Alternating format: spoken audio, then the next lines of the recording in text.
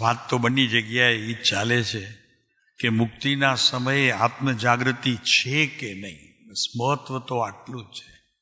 પછી એને ગમે તે નામ આપો, વાત તો એકની એક છે. પ્રભુ પ્રત્યેક પડે તારા જાગતા પદાર્થની સાથે તારા જ્ઞાનને, તારા તત્સમયના ઉપયોગને, તારી પ્રત્યેક ક્રિયાને અને તે સમયે પ્રગટતો જે ભાવ એની સાથે જ સંબંધ છે. બાકી કોઈની સાથે કાંઈ સંબંધ છે નહીં. તો અહીંયા કે છે કૃપાળુદેવની વાત લઈને એક જ્ઞાનીને મૂકીને અને એના જીવનને તલાસીને અહીંયા આપણે વાત કરીએ છીએ. કૃપાળુદેવની આ છે આત્મદ્રષ્ટિ. કેટલું સહેલું પડે નહીં. જ્યારે જ્ઞાનીઓ સ્વયં પોતાના આત્મદ્રષ્ટિની વિધિનું બિલકુલ ખુલ્લે આમ પ્રદર્શન કરતા હોય, સહેલું કેટલું થઈ પડે. કોઈને પ્રશ્ન જ ન રહે પૂછવા માટે, ભાઈ હવે આનાથી શું પણ આગળ. એક જ્ઞાની, એકા અવતારી જ્ઞાની જ્યારે આ સ્પષ્ટ વાત કરે છે કે મૃત્યુના છેલ્લા શ્વાસે તમારી આ સ્થિતિ હોવી જોઈએ, બસ એના કામે લાગી ગયા. જ્યારથી ખબર પડી કે દ્રષ્ટિ તો આ હોવી જોઈએ અને જેવી દ્રષ્ટિ એટલે દર્શન જેવું થતું રહે ભીતર, તેવું જ ખરેખર ચારિત્ર હોય, એમાં બે મત નથી. પછી ચારિત્રને અને ચારિત્રની કોઈ ક્રિયાને એના તરફ દ્રષ્ટિ કરનારની કોઈ ફિકર નથી, જરૂરત નથી. દ્રષ્ટિ બસ એકમાત્ર જ્ઞાન લક્ષે છે. કેમ કે દર્શનની નિર્મળતાએ જ્ઞાનની સિદ્ધિ પણ આગળ વધતી નથી. એટલે બેની એવી એક સંધિ છે, જેવી દ્રષ્ટિ તેવું એનું ભોગ અને જેવો ભોગ તેવું ચારિત્ર. આ બધી છણાવટ વિતરાગ માર્ગ સિવાય અન્ય હજારો ધર્મના કોઈ આપણે શું કહેવાય એક વિભાગ આ ભારત વર્ષની અંદર જોવામાં આવે છે.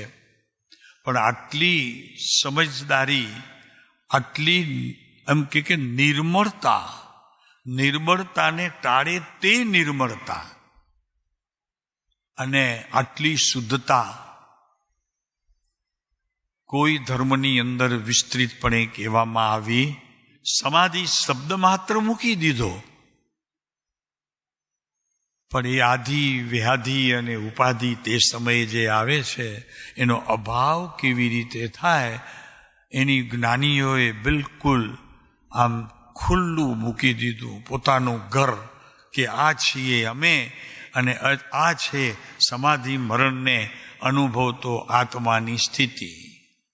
જો એનાથી બીજું કાંઈ પણ છે તો ત્યાં સમાધિ હોઈ શકે.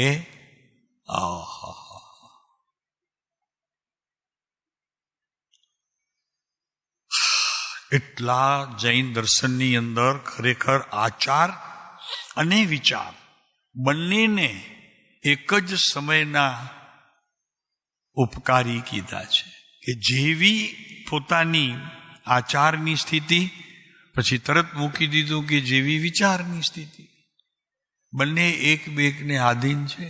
જેવા તમારા વિચાર તેવું તમારું આચાર, તો જેવું તમારું જ્ઞાન અને એને અનુસરતો વેપાર એવું તમારું ચારિત્ર, અને જેવું ચારિત્ર અને તે સમયે થતી આ દેહના નાશની વિધિ એ એના કારણે થાય.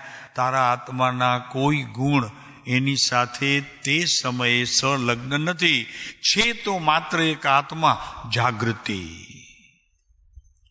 હવે આપણે અહીંયા દેહની ક્રિયામાં પડ્યા, સમાધિમાં પણ અહીંયા ના પાડે છે ભાઈ તારા વિચારોની સાથે તેને અમે અહીં આત્માના વેપારમાં જોડીને એને સમાધિમાં અમે દ્રશ્યમાન કરીએ છીએ. બહુ સુંદર પ્રભુ. ચાલો, તો આ આત્મદ્રષ્ટિ પરમ કૃપાળુ દેવની ને આ ચારિત્ર દ્રષ્ટિ સહેલું થઈ ગયું કે નહીં.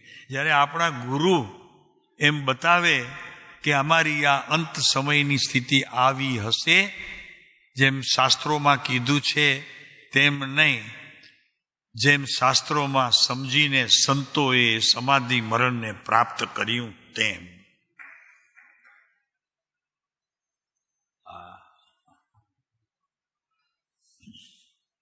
તો મુમુક્ષુ દ્વારા વંદનીય, મુમુક્ષુ દ્વારા વંદનીય, બીજાને ખ્યાલ નહીં આવે એનો. તો જૈન દર્શનને સમજવું હોય તો મુમુક્ષુની પદવી સુધી પહોંચવું જોઈશે. અને મુમુક્ષુ એ છે કે જે આત્માના જ્ઞાન, દર્શન, ચારિત્ર, તપ, વીર્ય ઇત્યાદિ અનેક પ્રકારના ભાગ પડતા એની અવસ્થાઓમાં એ પ્રત્યેક અવસ્થાને જાણીને, એને વિચારીને તારા આત્મતત્વ ઉપર તેનું જો વલણ જતું હોય તો તને વાત સાચી તારી, નહીતર અન્યથા બધી હજી ગણમથલ છે. એક જ વાત છે, પ્રભુ તું શું કરે છે? દેહ અને ઇન્દ્રિયો દ્વારા વિકલ્પોની ઝાડ તારી ચાલે છે, ત્યાં સુધી પ્રભુ તું જૈન દર્શનનો સાર સમજી શક્યો નથી. અમે અમારામાં લીન થઈએ છીએ. આ શબ્દો છે મારા પ્રભુના. અમે અમારા ચૈતન્યમાં લીન થઈએ છીએ. કેમ કે અમે ચૈતન્યને, એટલે કે જે ચેતતો પદાર્થ છે તેનાથી એક સમય પણ છૂટા રહી શક્યા નથી. એ અમારી સાથે, અમે એની સાથે. વિકલ્પોને તો અવકાશ જ નહોતો, પણ ભેદોને પણ ત્યાં અવકાશ નહોતો. અભેદ એવો આત્મતત્વ ત્યાં નિરંતર એક નજરાય છે. નજરાય છે માને દ્રશ્યમાન?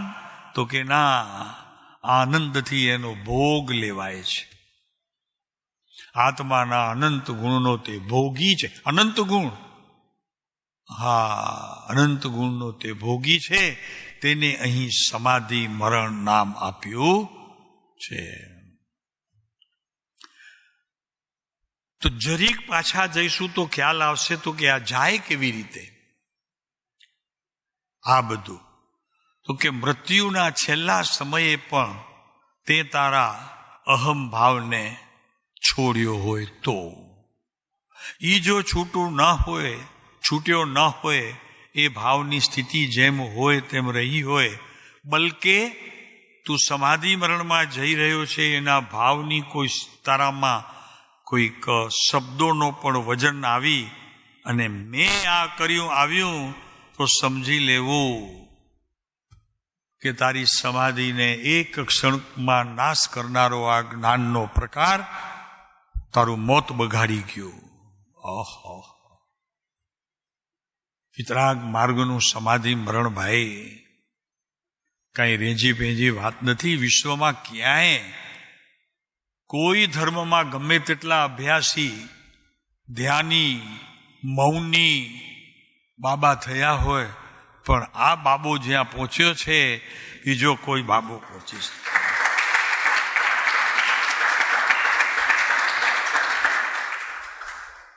બધી જ વાતો અધૂરી ને કાચી ભાઈ.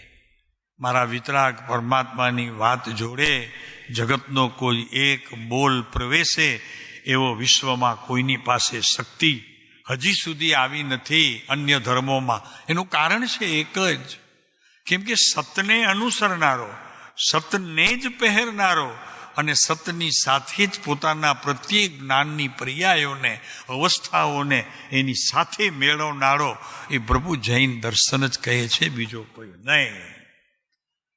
ખાંડ ખાય છે બધા, એમ કહીએ ને વ્યવહારમાં, ખાંડ ખાય છે બધા, બરોબર છે. જરા કંઈક થઈ ગયું તો અમને સમાધિ છે પ્રભુ, પણ એમ ન હોય નાથ, એમ ન હોય. આ તો વિતરાગ માર્ગ છે ભાઈ. તો મુમુક્ષુઓ દ્વારા વંદનીય, સંતો દ્વારા પૂજનીય. કેમ કે સંતો જ પૂજી શકે, બાકી તો વંદન કરી શકે. આમાં ઘણો મર્મ છે. સંતો જ્યારે પોતે વંદન કરે છે, એનાથી આગળ એક સ્ટેપ આગીને જ્યારે તે ખરેખર પૂજનીય ગણે છે અને જે વંદન થાય છે, પ્રભુ એ વંદનની કોઈક અદ્ભુત મૂલ્ય છે, અદ્ભુત મૂલ્ય છે એનું. હજી જોજો, તમે મંદિરમાં જાઓ તમારા વંદનમાં અને સંતોના વંદનમાં કેટલો તફાવત છે તે જોજો. આ તો જગ જાહેર વસ્તુ છે, આમાં ક્યાં છુપાવાનું છે કોઈની સાથે. એક સંત જાય છે દર્શન કરવા, પ્રતિમાની સામે જ્યારે ઊભો રહે છે કે કાં કોઈ સંત મહાત્માના ચિત્રપટ સામે બી ઊભો રહે છે, એનું વંદન અને હું કરું છું વંદન, એમાં ઘણો આંતરો છે ભાઈ. તો એ વાત કે છે કે મુમુક્ષુ દ્વારા વંદનીય, મુમુક્ષુ દ્વારા વંદનીય, સંતો દ્વારા પૂજનીય. મારું સાલું ગજબ કરે છે. એમાં વળી શું ફેર હશે? અને કાળનો વિજય, જેને કાળ કાંઈ કરી શક્યો નહીં, એવી ભીતરની અવસ્થા જેવી હતી તેવી બહાર પ્રગટ જોવામાં આવી. જાઉં છું સલામ, આ શબ્દો મોઢે આવે પ્રભુ, અને તે પણ હસતા હસતા એ કાળને એણે જીતી લીધો. ભરતભાઈ, એને પરમ કૃપાળુ દેવ મળ્યા કેવા છે? બાકી તો મળ્યા એ છે ને એમને સમ્યક દર્શન આપ્યું છે. અરે ભાઈ, સમ્યક દર્શન આપવા લેવાની વસ્તુ હોત તો ઘરનાને છોડત, ઘરનાને પહેલા લઈ જાત. સાચું ખોટું? સાચું ખોટું? હા, લેવા દેવા જેવી વસ્તુ થોડી જ છે પ્રભુ. લ્યો સંકેત આપ્યું તમે, લાવો લાવો લાવો લાવો, ને નાચે આપનારની સામે. પ્રભુ એ આવા લેવા દેવાની વસ્તુ નથી, આનાદાન સ્થિતિ નથી એ.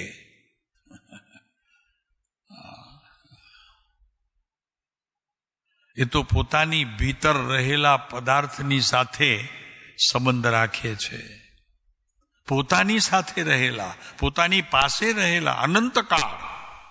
કોઈ હમણાં નહીં, કોઈ પણ હોય, તિર્યંચનો ભાવ હોય ત્યારે પણ તારું એને સાથ છોડ્યું નથી. અને એમાંથી ઉગડતી બારીઓને પછી ખુલે છે દરવાજો, અને એનું તને થાય છે જ્ઞાન, ભીતર આનંદ.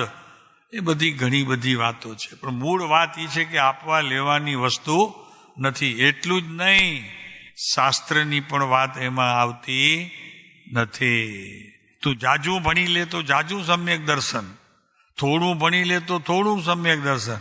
પ્રભુ એવા ભેદ પણ જેમાં છે નહીં. તો આત્માનું મિલાન છે તારી પ્રત્યેક અવસ્થા સાથે. એક સમયની પર્યાયને જાણવું, હજી એક સમયની પર્યાયને જાણવું, એમાં એક સમયનો એમાં કેટલીય પર્યાયો વહી જાય છે. હવે ક્યાં હિસાબ કાઢીશ તું પ્રભુ? દ્રવ્ય ગુણ પર્યાયની વાત કરે ગુરુદેવ, બહુ સારી વાત કરે છે, પણ એ કહેવાય કે છે ને, તેના પાછળનું રહસ્ય એ છે કે પ્રભુ એને જાણવા માટે તો તારે દરિયા પાર કરવા પડશે, પગે ચાલીને, ઉપર ચાલીને. હા, પાણી ઉપર ચાલીને તારે એ પાર કરવા પડશે ભાઈ, કઈ રમત વાત નથી. તો કે છે મુમુક્ષુ દ્વારા વંદનીય, સંતો દ્વારા પૂજનીય. કાળના વિજયી, જેને સમયને જીતી લીધું. હવે શું સમજવું છે દ્રવ્ય ગુણ પર્યાય કોઈને? આ સંતો એને જીતી લે છે, જીતી લે છે નામ, એના ઉપર વિજય પ્રાપ્ત કરી લીધું, ધજો પોતાનો આપી દીધો, એનો ધજો ઉતારી દીધો. ધજો એનો ધજો ઉતરી ગયો, એની પાસે જે શક્તિઓ હતી તે. કેમ કે એનું જ્ઞાન કરનારો, એક સમયને જાણનારો તારી બાજુમાં પાક્યો છે. નથી એને જરૂર એની, અને નથી એની જરૂર એને. સ્વયં બંને પોતપોતામાં છે, આનંદ માણે છે. પ્રભુ એનું નામ સમાધિ છે, એનું નામ સમાધિ છે. અને કે છે કાળ વિજયી, કામનો નાશ કરનારા. કામમાં બધું આવી ગયું. કામ એટલે એક વાસના નહીં, એમાં વિકાર, વિકારોની અંદર બધું આવી ગયું. એક સમયની મલિન અવસ્થાને પણ તેમાં વિકલ્પ રૂપે પણ સ્થાન નથી. આ ગુણસ્થાનક છે ને, ગુણસ્થાનકની આવશ્યકતા થઈ છે સંતો દ્વારા. જે ચડ્યા, આગળ ગયા, પણ એને એની સાથે મેળવવા બેસે માથું ફરી જાય. અહીંયા આવી જાય આંખ ને નાક આવી જાય અહીંયા, ને કાન આવી જાય અહીંયા ક્યાંક બહાર. પ્રભુ શું છે? વસ્તુ વ્યવસ્થા છે. એ જૈન વિતરાગ માર્ગ કે છે ભાઈ, બીજા કોઈની હિંમત પણ નથી. હિંમત સમજીને કહીએ છીએ હો. ત્યાં પહોંચે કદાચ તો 40 ભવ નહીં 400 ભવ પાછો વળી જાય તો કે આ આવ્યું નથી, આ તો આવ્યું નથી, આને કાઢો કાઢો કાઢો, આવ્યું નથી. એટલે શું ભાઈ? આવ્યું નથી એટલે શું? ગજબ છે ભાઈ. એ તો જૈન દર્શનની સંપૂર્ણ શ્રદ્ધાવાનને જ તે પ્રાપ્ત થાય છે. જરીક આકરું કહી દઈએ તો અભ્યાસીને ભૂલ થવાનો ચાન્સ છે. એમાં શ્રદ્ધા એટલે કે દર્શનની શુદ્ધિ એ જ પહોંચી શકશે ત્યાં, બીજો નહીં પહોંચી શકે. ભલે કદાચ એને દ્રવ્ય ગુણ પર્યાયના નામ પણ નહીં આવડતા હોય.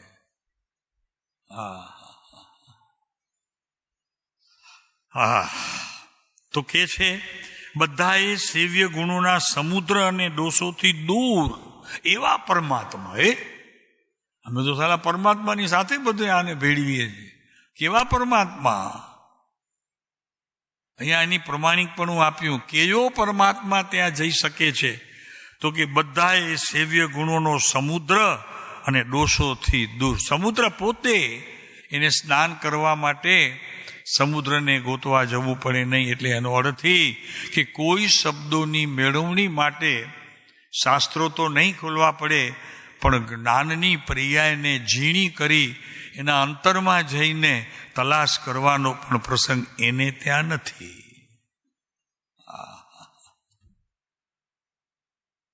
દાખલા તરીકે પ્રાણીઓને કોણ બાળક જન્મમાં મદદ કરે છે?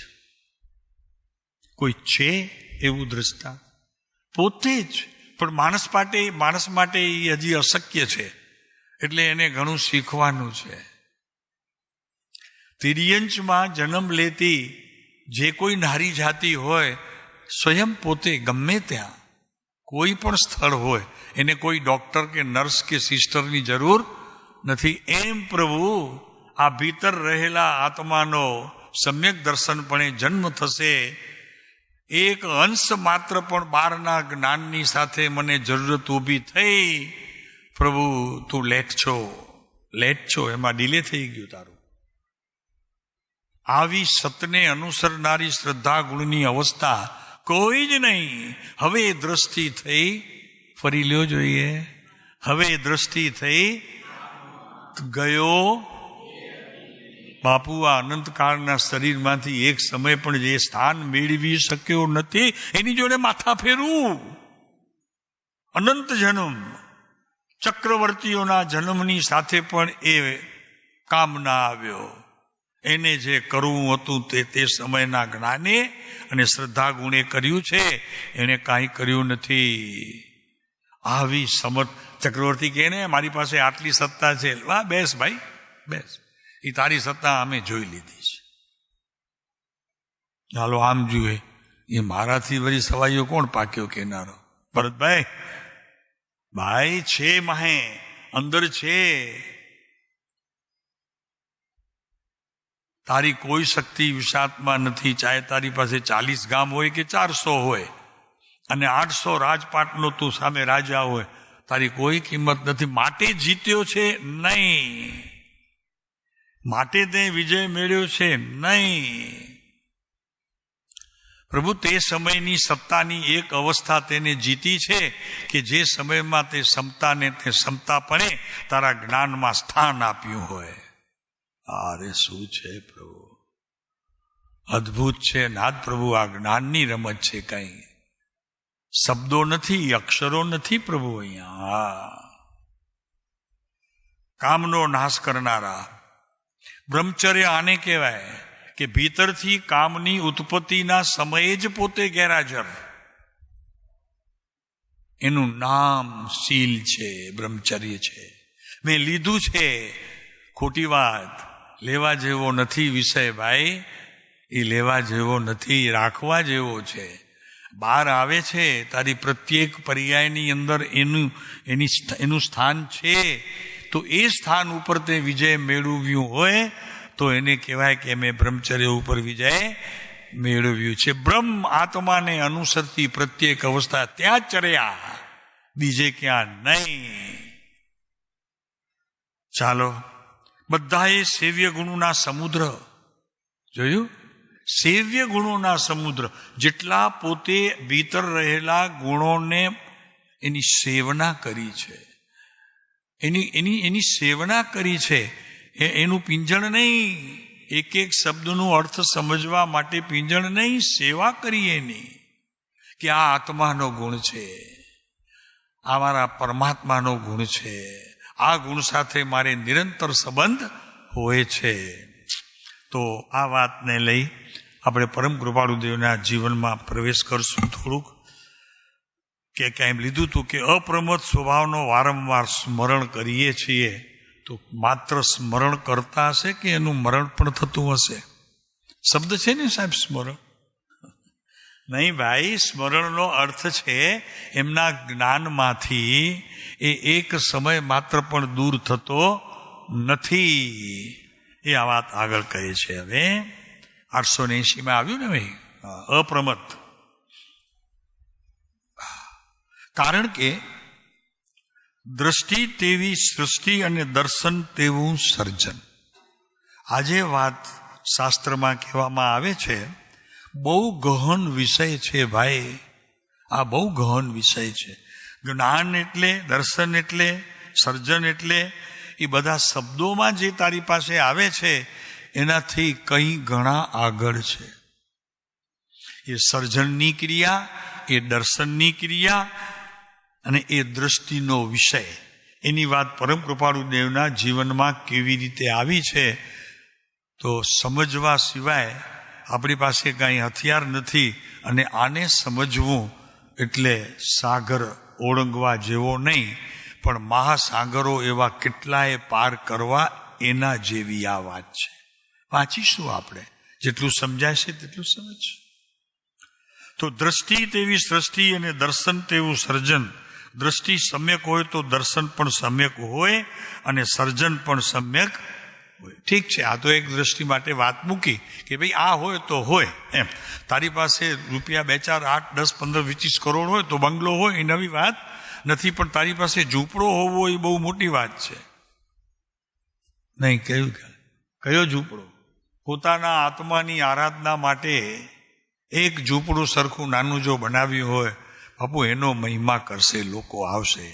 લોકો એટલે નહીં, પણ અભ્યાસી લોકો અને ચારિત્રના ભૂખ્યા લોકો એનું ભોજન કરશે તારી પાસે. એમ અહીંયા કેવું છે? તો કે છે કે દ્રષ્ટિ સમ્યક હોય તો દર્શન પણ સમ્યક હોય અને સર્જન પણ સમ્યક હોય. બસ ત્રણેય વસ્તુ સર્જન રૂપ છે. અને એને સર્જન કરનારો, સર્જક જુદો ને સર્જન કરનારો જુદો, એવા બે પાર્ટ છે નહીં, એક જ પાર્ટ છે. સર્જક પણ પોતે છે, સર્જન પણ એના કારણે થયું છે, અને જે કંઈ હવે પાછળ બી થશે એ એના કારણે જશે. જ્યાં પણ જવાનું હશે, કારણ કે હવે નીચલી સ્ટેજ તો છે નહીં, ઉપરની સ્ટેજ હોય, જ્યાં જવાનું હશે તે જશે, એને લઈ જવાનું છે. તારે હવે કોઈ ક્રિયા કરવાની રહી નહીં, તારી ક્રિયા પૂરી થઈ. આ પૂરી ક્રિયા થાય એની અહીં વાત કરવામાં આવે છે. સમ્યક હોય ને સર્જન પણ સમ્યક હોય. જો છે ને બંને એકને ત્યાં જ હોય. કોઈકના સગપણ સાતરામાં ગયા હોઈએ, પેઢી જરાક સારી હોય, મોટી હોય, તો એ જે સગા હોય એટલે એમના જે વેવઈ હોય પહેલા નંબર 1ના, એટલે એની દીકરી હોય કે દીકરો હોય, એને એક રૂમમાં બેસાડે ને આપણને બીજા રૂમમાં બેસાડે. તો આપણે શું કરીએ? બૂટ પહેરી, ચપ્પલ પહેરીને કે ભાઈ આ કંઈ ઘર જુદું છે, આપણું કામ નથી અમારે. એમની જગ્યા જુદી બેસવાડવાની ને આપણી જગ્યા જુદી. એ ન થાય, કારણ કે મહેમાન તો મહેમાન છે ભાઈ. એના હોય તો શું થઈ ગયું? કારણ તો એ જ છે ને, બધું જે કારણે અમે આવ્યા છીએ એ કારણે એ આવ્યો છે. હા, વિચાર કરો ભાઈ, તમને કેવું લાગે? તમે બેસો એવા છો, કોઈક રૂમમાં તમને બેસાડી મૂકે ને એ બધા ત્યાં બેઠા હોય, ચા નાસ્તા એમના જુદા ને આપણા જુદા, એમના નાસ્તામાં ફેર ને આપણા નાસ્તામાં ફેર. શું કરશો ભરતભાઈ તમે? ચપ્પલ પહેરીને રવાના, એક જાય પછી બીજો જાય પછી ત્રીજો જાય. એમ પ્રભુ આત્માની અંદર જ્ઞાનને એક જ આધાર છે અને એ છે ધ્રુવનો. ધ્રુવનો, બીજા કોઈનો આધાર નથી. ધ્રુવ જો ખરેખર બળવાન હોય તો પછી પર્યાયને કાંઈ બળવાન થવાની જરૂર નથી, એ તો સહેજે બળવાન છે. પછી ઓળખ આપવા માટે એ લોકો આપણી પાસે આવે, આપણે કહે કે ભાઈ ઓળખ રહેવા દો, અમે જરાક જલ્દીમાં છીએ, નીકળીએ છીએ બહાર. એમ બાપુ આપણું આ બધું એમને એમ ચાલ્યું જાય છે, વયું જાય છે. તો મિથ્યા હોય ને સર્જન પણ મિથ્યા હોય. હા, હવે એ વાત કરી દીધી. નાસ્તિકપણે, અસ્તિકપણે પહેલા કહી દીધું, પણ નાસ્તિકપણે જો ખરેખર દર્શન પણ મિથ્યા હોય તો સર્જન પણ મિથ્યા હોય. દેહ તે હું એ દ્રષ્ટિ મિથ્યા દ્રષ્ટિ છે. સૌથી પહેલા કાઢવી હોય તો આને કાઢો, અને નંબર 2 કાઢવું હોય તો કાઢો. કૃપાળુદેવ પોતાના જીવનમાં બનેલી ઘટના લખે છે કે જ્યારે પ્રકૃતિની સાથે મિલન થાય છે ત્યારે સંવાદ પણ આત્માની સાથે થતો જોવામાં આવે છે, નહીંતર બંનેમાં અંતર છે. એટલે લખે છે કૃપાળુદેવ, આ બધું ક્યારે થાય? તો કે ત્યારે તારા જીવનની અંદર હું પણ નીકળે, ત્યારે અહમનો અભાવ થતા જ જ્ઞાન પણ તે અહમને જતો જોઈને ખૂબ રાજી થાય છે, ખુશી થાય છે કે હવે મને મુક્તિના દ્વારે આ પુરુષ લઈ જશે. બસ પછી એ પણ નાચતો કૂદતો તમારી પાસે પ્રત્યેક અવસ્થામાં એની હાજરી પુરાવે છે. આ એની ક્રિયા છે. બહુ સરસ વાત છે. આવે છે, પ્રેમથી આવે છે. તારે કોઈ વિચાર કરવો નથી પડતો કે ભાઈ હવે આ અવસ્થા આવી છે, મને બહુ કઠિન છે, રાગ તો છે, સાથે દ્વેષ પણ છે, અને સાથે કસાયો પણ ઘણા દેખાય છે, પણ એ બધા નમાલા થઈ જાય છે એકને પકડતા. હા, જરાય ચિંતા નહીં કરતા, કસાય આવે એની ચિંતા નહીં કરતા, કસાયની સાથે એકતા નહીં કરતા. એને જેમ થવું હોય તેમ થવા દે, તમે ત્યાં પડતા બી નહીં વચમાં. તારે જે કરવું હોય તે કર, તારું મન શુદ્ધ અને નિર્મળ હોવું જોઈએ, ત્યાં મલિનતા હોવી જોઈએ નહીં. આ સિદ્ધાંત છે. કૃપાળુદેવ લખે છે કે નિશ્ચયથી કાળકૂટ ઝેર છે. અહમ છે એને નિશ્ચય, અહમ એટલે અહીંયા અહમ સંસારીનો નથી લીધો, અહીંયા અહમ લીધો છે સંતોનો. સંતોને એમ હોય ને કે અમારી પાસે આટલી મૂડી છે, આટલા વર્ષનું અમારી પાસે સંયમ છે, અભ્યાસ છે, તપ છે, જાપ છે, સમજણ છે, એની વાત છે. કારણ કે દૃષ્ટિના વિષયને નિર્મળ કરવાની પ્રજ્ઞા શક્તિ સિવાય અન્ય કોઈ દ્રષ્ટિ ત્યાં સહકાર આપી શકે? સહકાર પણ ના આપી શકે એ જ દ્રષ્ટિ. એટલે વાત ઊંચા ઘરની છે. કેમ કે ચારિત્રની સાથે પ્રત્યેક પર્યાયને એને ગણવામાં આવી છે. તમારું ચારિત્ર નબળું હશે તો તમારું જ્ઞાન નબળું તો થઈ ગયું ક્યારનું. જોનારે જોઈ લીધું કે તમારી જ્ઞાનની સ્થિતિ પણ ખોટી છે, દર્શન શ્રદ્ધા ગુણ પણ તમારું ખોટું છે. તમારા ચારિત્રો ઉપર ખબર પડશે. મંદિરમાં કેમ દર્શન કરો છો, ક્યાં ડાફોડિયા મારો છો, નજર તમારી ક્યાં છે, એના ઉપર પૂજારી પણ સમજી જાય છે હવે કે ઠીક છે પહેલો આવ્યો છે, વયો જશે. એની તમારી પાસે ઊભા રહેવાની જરૂર નથી. શું કરશે ભાઈ, શું જોઈએ છે? પૂજા કરવી છે, અભિષેક કરવો છે, કે ભગવાનના માત્ર પાટલા ઉપર સાથિયા મૂકવા છે, શું કરવું છે એટલું પૂછશે. પણ ડાફોડિયા મારનારને એ પણ પૂછવામાં આવતું. ડાફોડિયા સમજાય ને? ચાલો કૃપાળુદેવની વાત લેવા જઈએ છીએ. આ જન્મયોગી શ્રીમદના અલૌકિક યોગ દ્રષ્ટિ અલૌકિક યોગ દ્રષ્ટિ હતી એ પુરુષની અંદર. સાહેબ, અમે તો ક્યારેય જાણી શક્યા નહીં ને ક્યાંય વાંચવામાં આવ્યું નથી. વાંચવામાં આવે તો તમારી એ વાંચવાથી ક્યાંય તમારી જ્ઞાનની વૃદ્ધિ થાય ને એનો ભાવ પકડાય એમ છે નહીં. એ તો ડસાએ પકડાય. સાહેબ, કૃપાળુદેવમાં ગુણ કેટલા, એમાં જ્ઞાનની એની પ્રતિ અવસ્થા કેટલી ને શું. બાપા, એ તારો વિષય ને મારો વિષય નથી પ્રભુ. એ તો એ સ્થાને પહોંચવું પડે ત્યારે એમનો જવાબ આવે તો આવે, નહીંતર અંતરથી ચિંતનમાં જેટલા સમાધાનની વિધિ થાય એ તારે કરી લેવાની કે છે. હવે કારણ કે દ્રષ્ટિ તેવી સૃષ્ટિ, દર્શન તેવું સર્જન. દ્રષ્ટિ સમ્યક હોય તો દર્શન પણ સમ્યક હોય અને સર્જન પણ સમ્યક હોય. સર્જન એટલે હવે નવું બનવાનું છે, એનું સર્જન થશે. સિદ્ધ દશા હશે તો તે પ્રમાણે, ને હજી દેવલોકમાં જવાનું હશે તો તે પ્રમાણે, અને પછી એના નીચેની જગ્યામાં કોઈ જવાનું હોય તો તે પ્રકારે. બધું જ તૈયાર હશે. તારે તારા કાર્ડ બતાવવાની જરૂર નથી. હું રાજનગરમાં રોજ પ્રવચન સાંભળું, રોજ અભ્યાસ રોજ કરવું. બાપુ, તારા જ્ઞાતાથી જ્ઞાત કંઈ દૂર નથી, અને જ્ઞાન તો બિલકુલ એની જોડે ને જોડે ચાલે છે.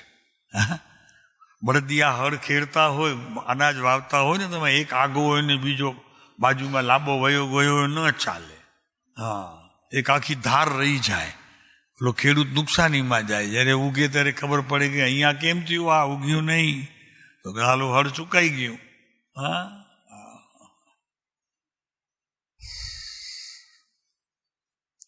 એટલે આ દ્રષ્ટિમાં જેણે ભૂલ કરી છે ને, એવા 6 ખંડના ભોગતા એવા દેવતાઓ, સંતો, રાજપાટ એમને છોડી દેવું પડ્યું. અને ક્યાં લઈ ગયો આ આખો આ ખનીજ, પગથી માથા સુધી ક્યાં નિર્મિત થઈ ગયું ખબર પણ ન પડે. જરી ભૂલ થઈ ગઈ, જરી ભૂલ થઈ ગઈ. જ્ઞાતામાં, દ્રષ્ટામાં અને એના ચારિત્રમાં ફરક થઈ ગયો. તરત જ બધી જ ગડબડ શરૂ થઈ જાય છે. અહીંયા કૃપાળુદેવ લખે છે, દેહ તે હું એ દ્રષ્ટિ મિથ્યા દ્રષ્ટિ છે. સૌથી પહેલા આમાં પ્રવેશ કરનારને દેહથી થતી કોઈ પણ ક્રિયાનો પોતે માલિક થાય, એને ત્યાંથી છૂટવું જોઈએ કે નહીં, આ મારું નથી પ્રભુ. હું અંતરંગમાં જેટલું રમ્યો એ જ મારું. બહારથી કોઈ ગમે તે ક્રિયા કરી હોય એ મારી નહીં. ચાહે 80 ઉપવાસ થયા હોય, ચાહે 8 થયા હોય, ચાહે 2 થયા હોય, ચાહે 1 થયું હોય, પ્રભુ એની સાથે દેહની કોઈ ક્રિયા સાથે તને એક અંશ માત્ર પણ સંબંધ નથી, એવું તારું જ્ઞાન. હા, પછી જે કંઈ થવું હોય તો એનાથી થાય, દેહથી થાય. કારણ કે તારે ખાવું હોય તો કંઈ આત્મા આવે નહીં, કોડિયા ભરી લઈને આવે, એ જ આવવાનો. પણ અંતરંગમાં જ્ઞાનની વિશુદ્ધિ એટલી થઈ ગઈ છે કે આને અહીંયા ખાવાથી મને દોષ નથી, અને આને આત્મા માનો તો જ મને દોષ છે. આનો કર્તા બદલી જાય તો દોષ છે, તો કર્મ બદલી જાય, અને જો કર્તા કર્મ બદલી ગયો તો કાર્ય બદલી જાય, અને કાર્ય બદલી જાય તો વસ્તુ વ્યવસ્થા બધી તૂટી પડે.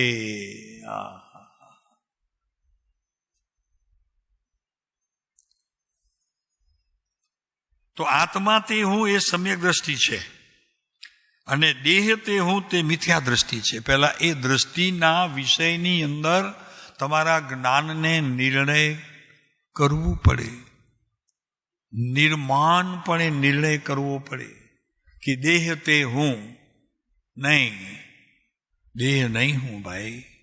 એ તો એક એક સમયે આ જાગૃતિ હોવી જરૂરી છે, બહુ જરૂરી છે. એ સૌથી પહેલા જ્ઞાનમાંથી દૂર થવું જોઈએ, પછી કાર્યરૂપે દૂર થશે. પહેલા જ્ઞાનમાંથી દૂર, હા, જ્ઞાનમાંથી દૂર થવું જ જોઈએ કે દેહ તે હું છું જ નહીં.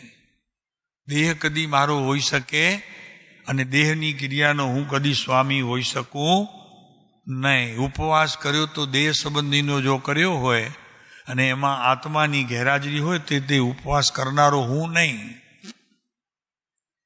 વિકલ્પ હતો અને વિકલ્પે દાટ વાળ્યો, પતી ગયું એમ કે છે. તો કે છે અને આત્મા તે હું એવી આત્મામાં આત્મદ્રષ્ટિ રૂપ અધ્યાત્મ દ્રષ્ટિની ખીલવણી. સૌથી પહેલા સમજી લો, વિતરાગ માર્ગમાં પ્રવેશ કરનારને આ વાતને પોતાના જીવનની અંદર એવી દ્રઢ કરવી પડશે. ભલે કદાચ શરીરની દવા લેતો હોય તો પણ તે સમયે શરીર સારું થશે કે નહીં થાય એની જેને બિલકુલ જ્ઞાનમાં એક અંશ માત્ર પણ વિકલ્પની જાળ આવી તો સમજી લેજો કે એનું તપ નથી, તાપ છે. શું કહ્યું? તપ નથી, તાપ છે. એણે ઉપવાસ કર્યું નથી, તાપ છે ભાઈ એના માટે. તો એ કે છે આત્મા તે હું એ સમ્યક દ્રષ્ટિ છે. જગતમાં બે પ્રકારની દ્રષ્ટિ પ્રવર્તે, ત્રીજી કોઈ વાત છે જ નહીં. સવડું ને, આપણને તો બેમાં જ રમવાનું ને. હવે ભરતભાઈ શું વાત છે? એટલે કે છે કૃપાળુદેવ, બે આ કૃપાળુદેવના શબ્દો છે. જગતમાં બે પ્રકારની દ્રષ્ટિ પ્રવર્તે છે. દેહ તે હું એવી દેહમાં આત્મદ્રષ્ટિ રૂપ દેહાત્મદ્રષ્ટિ, અને આત્મા તે હું એવી આત્મામાં આત્મદ્રષ્ટિ રૂપ આત્મા રૂપ આત્મદ્રષ્ટિ. આમ બે પ્રકારના અહમ જગતમાં પ્રવર્તે છે. કયો પસંદ છે? પસંદ હોય એના ઉપર હાથ મૂકો. એમ તમે પેલા લીટા પાડી, આ દેહ, આ હું, આ રાગ, આ દેશ, આ ક્રોધ, આ માન, આ માયા, આ લોભ, આ હાસ્ય, આ રતિ, આ શોક, આ બધું લખો પહેલા ને પછી મૂકતા જાઓ આંગળીઓ.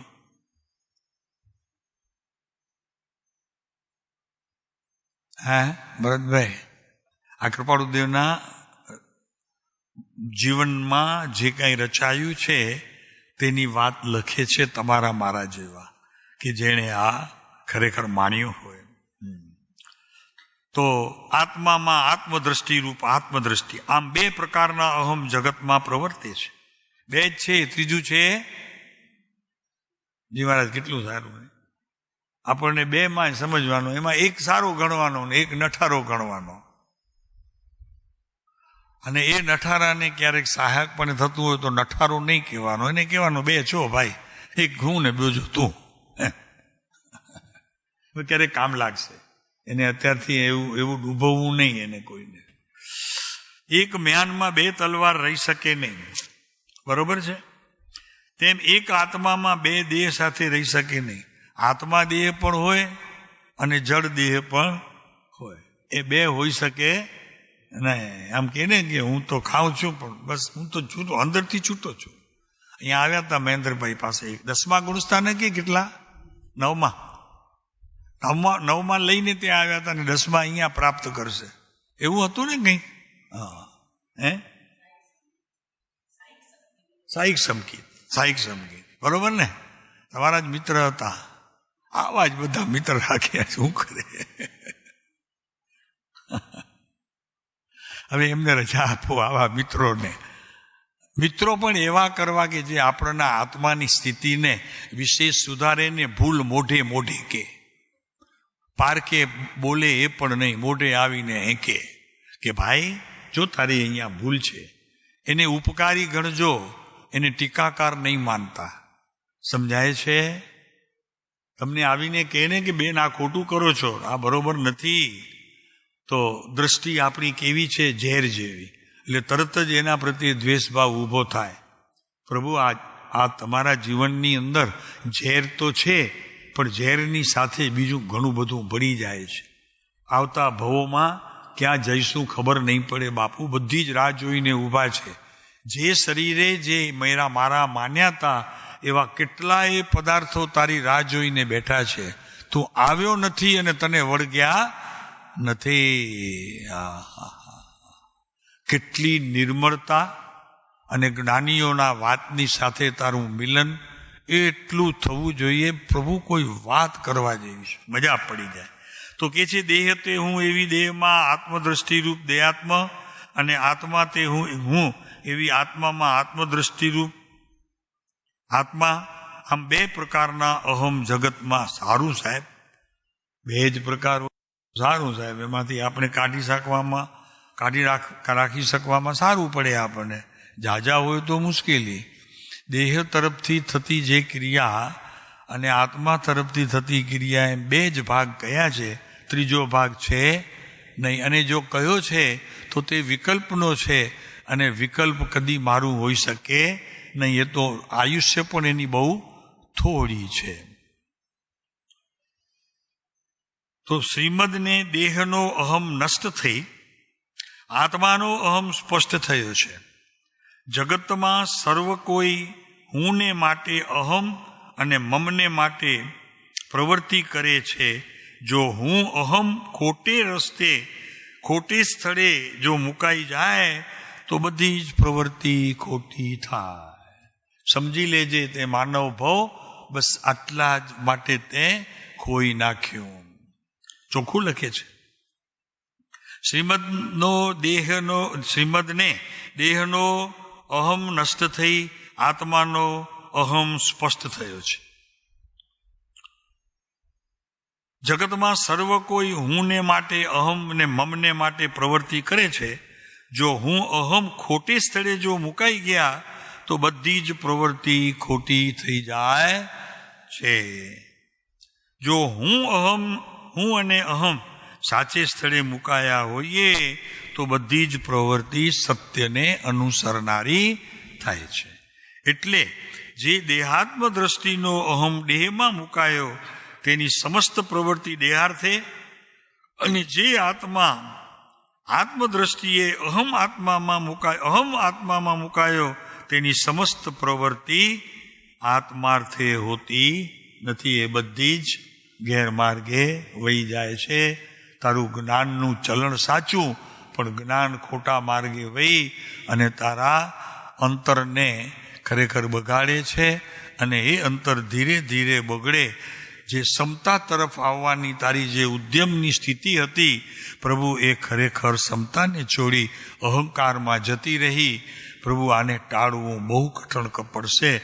કોઈ 1-2 સામાયિક કામ નહીં આવે, 8-10 નહીં કામમાં આવે, 50-100 કામમાં નહીં આવે, 200-500 કામમાં નહીં આવે. ગમે તેટલા સામાયિક પ્રતિક્રમણ, પૌષધ, યાત્રા 99 વખત પાલીતાણાની કરી આવ. દાદા કે હું કરી જ ન શકું, મારા હાથ બાંધેલા છે, હું કરું. એ કે નહીં દાદા?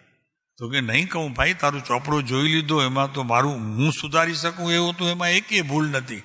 હું પર્યાયની તારી ભૂલ સુધારી શકું ને ત્યાં તને કહી શકું, પણ આમાં તો એ નથી. તું આખો ત્યાં દેહમાં ખરેખર વેચાઈ ગયો છો. જોઈ લીધું ચોપડો તારો. દાખલ થતાં જ આપણે મૂકીએ ને, નામ લખજો અમે આવ્યા છીએ, એ તમારા નામમાં એનું બધું આવી ગયું. દાદાને ત્યાં પહોંચીએ ત્યારે તો કે છે કૃપાળુ દેવને દેહનો અહમ નષ્ટ થઈ આત્માનો અહમ સ્પષ્ટ થયો છે. છૂટે દેહાધ્યાસ. દેહ તો ખરો, પણ એનો અધ્યાસ છૂટે તો વળી પાછું. દેહ તો છૂટશે એના કારણે, પણ અધ્યાસ તારા કારણે છૂટશે. એટલે એમાં વળી મારે માથું ફેરવાનું. દેહની જોડે જતો હોય તો કેટલું સારું. સમજાય છે? આ પ્રતિક્રમણ ને સામાયિક ને પોષદ ને તપ ને આ બધું લેવું ન પડે કાંઈ પણ. હાલો એ જતો નથી એની જોડે, કરવું હું? હા, દેહની જોડે જતો હોય તો ચિંતા નહીં. આ તો સાલો આત્મા જોડે જોડાઈ ગયો છે. હા, હવે કે હું ખસું જ નહીં. તારે ખસવાની રીત શીખી આવ. જા, હજી જા, 5, 15, 25 ભાવ જે કરવા હોય તે કર, પછી આવ મારી પાસે નિર્મળ થઈને. કેમ કે મારી પાસે જે બેંક બેલેન્સ છે ને એમ બધો કાગળિયા છે એ તારા આવા આવ્યા છે કે બધા જ ખર્ચના ખોટા. અમે મારું કાંઈ ન ચાલે ભાઈ, તું જા પાછો, આ બધું સુધારો કરીને આવો. સાહેબને ખિસ્સામાંથી આપી દીધા હોય તો 50, 100, 200, તો કે સાહેબ સુધારો ને હવે મને ક્યાં ફેરવો છો?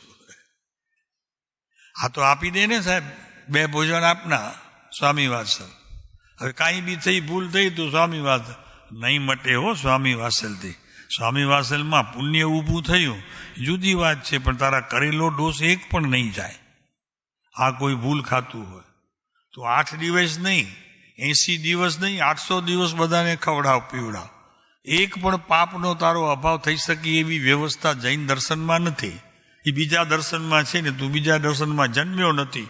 મોટું તને લાભનું કારણ તો એ છે મારા ભાઈ, મોટું કારણ એ છે કે પૈસા આપીને, વ્રત તપ કરીને, દાન આપીને કોઈ પાપનો અભાવ થતો નથી. આ બધી જ વાતો કદાચ કરવામાં જ્યાં જ્યાં આવતી હોય ત્યાં હાથ જોડવા.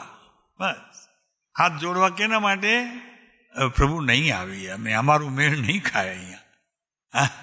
એટલી હિંમત કેળવવી પડશે. તેમાં ઘરના કદાચ વાંધા લેતો કે ભાઈ હું કરું, મારા ગુરુએ એમ શીખવ્યું છે કે ત્યાં ન જવાય. શું ભરતભાઈ? શુભથી ધર્મ માને, શુભથી ધર્મ માને, શુભ ક્રિયા કરવાથી કર્મ જાય, દાન આપવાથી, વ્રત નિયમ લેવાથી ધર્મ થાય. એવી જગ્યાએ તો સાચા જૈનીને પ્રવેશ કરવાની મનાઈ છે. આમ ઘણા આવે અમને એમ કહેવા માટે, જો સમજો, ગાડી ચલાવો છો ધીરે, સાલું કાંઈક નીચે આવી ગયું, કોઈ કબૂતર આવી ગયું, કાં કોઈ બચ્ચું કોઈકનું આવી ગયું, નાનું મોટું કાંઈક સારી જરા પંચેન્દ્રી જીવ સરખી હતી એ બધી આવી ગઈ, અને કે આની જમાતને જમાડો તો થાય. એકને જમાડો તમે સ્વામી વાસલ કરીને, માનવને જમાડો તો કાંઈ જાય નહીં. ગાયોને ઘાસચારો આપો તો એનું પાપ મટે નહીં. બરોબર છે આ વાત? ભાઈ, કરુણા ને દયામાં અંતર છે. એનો પહેલો તમે ભેદ સમજો. દયાનો જન્મ થાય છે, દયાનો જન્મ થાય છે આત્માની અવસ્થાઓથી, અને કરુણાનો જન્મ થાય છે આત્માની અવસ્થાથી, અને દયાનો જન્મ થાય છે વિકલ્પથી, જ્ઞાનનો વિકલ્પ માત્ર. બસ આટલો ફરક છે. કરુણા અને દયામાં આટલો ફરક છે. ચાલો હવે કૃપાળુદેવ જરાક જ્ઞાનની છણાવટ કરે છે, જરાક વાંચી લઈએ. સમય તો થઈ ગયો છે હજી.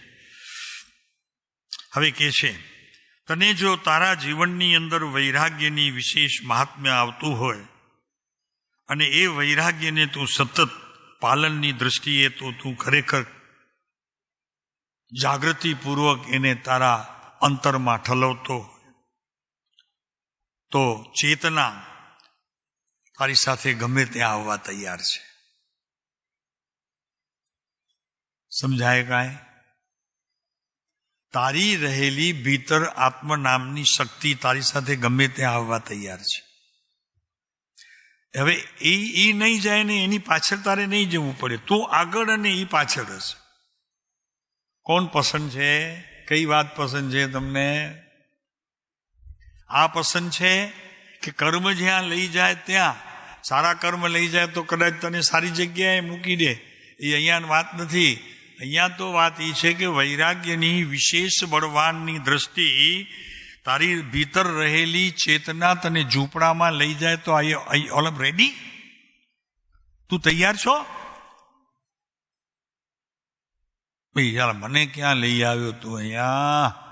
આ તો મારી નૂતી ભૂમિ. હવે આટલું તો મેં તપ જાપ કર્યું, આટલી યાત્રાઓ કરી, આટલા દાન આપ્યા, બ્રહ્મચર્ય પાડ્યો, આ બધું જ થયું, તો પણ આ શું થયું?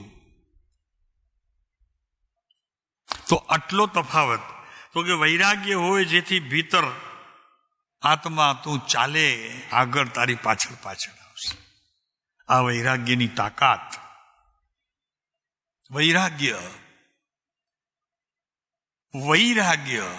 વહી ગયેલા રાગને ફરી પાછી નો એન્ટ્રી.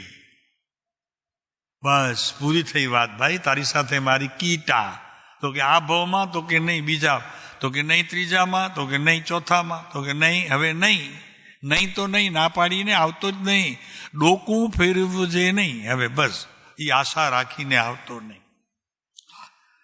અને એ વૈરાગ્યના કારણે અભય સ્થિતિ થઈ હોય. અભય સ્થિતિ.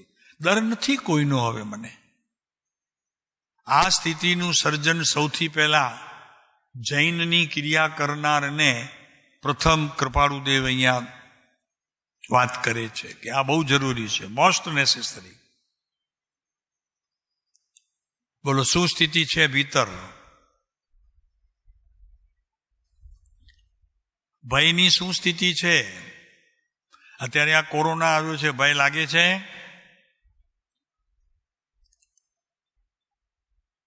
કેમ કે મૃત્યુની તારી તારીખ પાકી છે, એ તો જન્મતાની સાથે તારા જન્મ અક્ષરમાં છે. અને સંતો કોઈ એવા શક્તિશાળી હોય, જાણનાર, તો કંઈ પણ દે છે, તું ચિંતા નહીં કરતો. તારા મૃત્યુને હજી ઘણી વાર છે. 50 વર્ષનો છે ને હજી બીજા 40 વર્ષ તો તને કોઈ આંચ આવે એવું નથી. શ્રદ્ધા છે એના કહેવા ઉપર, કારણ કે એના કહેવા ઉપર તો વચનો છે, પણ તારી ભીતર જવા માટે અને એ શ્રદ્ધાને સ્થાન છે. તો એવો ખરેખર અભય સ્થિતિનો હોય તો આત્મામાં એક પ્રકારની સુરવીરતા આવી જાય છે. તું મુક્તિ નહીં જાય, મોક્ષે નહીં જાય ત્યાં સુધી બસ તારી સુરવીરતામાં આંચ આવશે નહીં. તું કદી ઢીલો થઈશ નહીં. ગમે તેવી સ્થિતિ આવે, તારી ભીતર તો એક જ દ્રઢતા, હું મુક્ત, હું મુક્ત. બસ કોઈ ડર તારા દિલમાં બેસશે નહીં. આવી સ્થિતિનું સર્જન થવું જોઈએ. કોને? તો કે જેનું આત્મદ્રષ્ટિ નિર્મળ, સ્વચ્છ, સુંદર, ચારિત્ર દ્રષ્ટિ પણ એના કારણે એકદમ સુંદર, સ્વચ્છ, અને જ્ઞાન દ્રષ્ટિ પણ એકદમ સુંદર અને સ્વચ્છ. આ 3 પ્રકાર જો બરોબર હોય તો એને હવે ચિંતા નથી. અને વૈરાગ્ય પણ એનું આવા પ્રકારે જ ચાલે છે. વૈરાગ્યમાં ખરેખર રાગના એક અંશની મિલાવટ નહીં. રાગની જગ્યાએ, જ્ઞાનની જગ્યાએ, વિતરાગતાની જગ્યાએ. અને હવે ત્રીજો બોલ છે, તને સતત મુક્તિ માટેના નિમંત્રણ મળતા રહે. એવું જો હોય તો શું થાય? તો કે મુક્તિ સાથે તારા આનંદની અવધિ પણ ભેગી જ હોય. એટલો આનંદ હોય. કદાચ માની લો કે વચમાં 2-4 ભાવ આવી ગયા હોય, પણ એની તને કોઈ પરવા હોય નહીં. આ છે 3 પ્રકારની કૃપાળુદેવે કરેલી આ લીલાઓ, કે નહોતું એમને આ ભવનું ડર, નહોતું કોઈ પરભવનું ડર, નહોતું કોઈ આપણે મુક્તિ માટેનો કોઈ ડર, બીક, કાંઈ નહીં, અને નહોતું વૈરાગ્ય અને એની સાથે રહેલી ચેતનાની કોઈ પણ કરામત. એમને ખબર હતી કે સહી જ ચાલશે, જરી પણ આમાં કાંઈ વાંધો આવે એવું છે નહીં. આત્મા તૈયાર, પોતે પણ તૈયાર. આને કે છે મુક્તિના દ્વાર ઉપર જતો એક જોગી. આવે છે ને એવો ઓલો જોગી ચાલ્યો જાય, જોગી ચાલ્યો જાય. આ વાત છે. તો આ છે આત્મદ્રષ્ટિ, આ છે આત્મદ્રષ્ટિ, આ છે આત્મસૃષ્ટિ, અને આ છે આત્માના જ્ઞાનની વિધિ, એના લીધે કરાતી જે વિધિ. ઓમ શાંતિ.